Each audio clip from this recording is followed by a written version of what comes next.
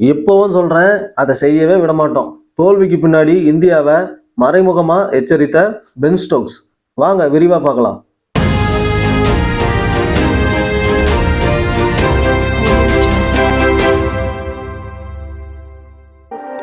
India மற்றும் England cricket அணிகள் 5 போட்டிகள் கொண்ட டெஸ்ட் தொடரில் விளையாடிட்டு வராங்க.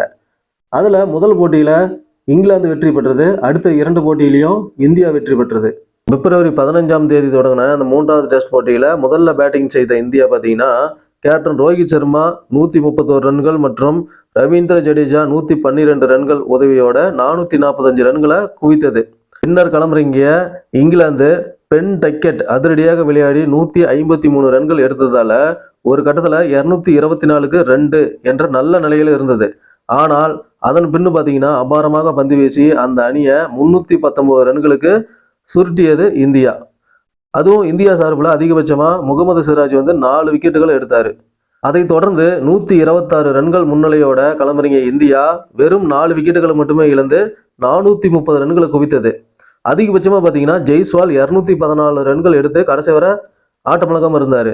கில் 91 ரன்கள் எடுத்தார். சர்பாஸ் கானும் 68 ரன்களோட நாட் அவுட்டாக இருந்தார். இறுதியில் 557 ரன்கள் என்ற மெகா டார்கெட்டை இங்கிலாந்து சேஸ் பண்ணாங்க.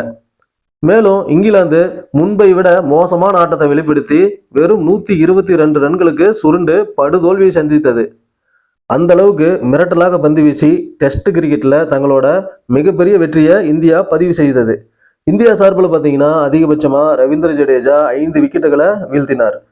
இந்த நிலையில பென் டக்கெட் போல அனைத்து இங்கிலாந்து பேட்ஸ்மேன்களும் விளையாட முயற்சித்ததாக கேப்டன் பென் ஸ்டோக்ஸ் கூறியிருக்காரு. ஆனால் சில திட்டங்கள் செயல்படாமல் போனதால தோல்வியை சந்திக்க நேரியதாக அவர் கூறியிருக்காரு.